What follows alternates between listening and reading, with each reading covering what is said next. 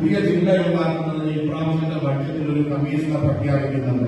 പുതിയ ജില്ല വരികയാണെങ്കിൽ നമ്മുടെ വണ്ടുവനാട് ജില്ല എന്ന് പറയുന്നത് ഒരു വലിയൊരു സാധ്യതയാണ്.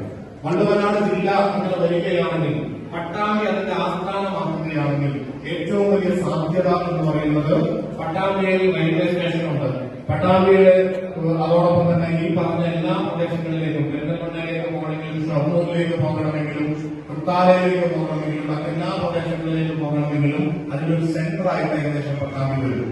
ഇതിന്റെ എല്ലാത്തിന്റെയും ഓപ്പോസിറ്റ് കൾച്ചറുള്ള ഒരു പ്രദേശമാണ് പട്ടാമ്പി. പട്ടാമ്പിയെ സംബന്ധിച്ചിടത്തോളം ഇനി ഒരു ജില്ലാ ആസ്ഥാനം എന്ന് പറയുന്നത് ഡെവലപ്പ് ചെയ്യാനുള്ള എല്ലാ സാധ്യതകളുമുണ്ട്.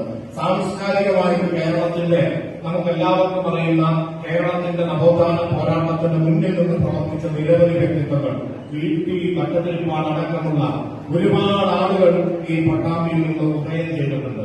പട്ടാമ്പിയുടെ പരിസരത്ത് പ്രവർത്തിക്കുന്ന ജീവിച്ചിരുന്ന ആളുകളും പട്ടാമ്പി ഒരു കേന്ദ്രമായി പ്രവർത്തിച്ചിട്ടുണ്ട്.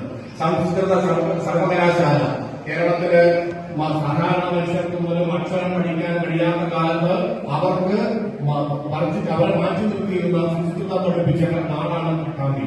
അതുപോലെ തന്നെ നമുക്കറിയാം പട്ടാമ്പിയിൽ ഏതാണ്ട് 90 വർഷം കഴിഞ്ഞ നമ്മുടെ നെല്ല് ഗവേഷണ കേന്ദ്രം സൗത്ത് ഇന്ത്യയിലെ തന്നെ ഏറ്റവും പ്രധാനപ്പെട്ട 64-ലധികം വരുന്ന നെല്ലിനങ്ങളെ പുതിയ കെട്ടിടങ്ങളെ ലോകത്തിന് കൊണ്ടുവന്ന ഒരു പ്രധാനപ്പെട്ട ഒന്നുകൂടിയാണ് നമ്മുടെ ഈ പറയുന്ന പട്ടാമ്പി.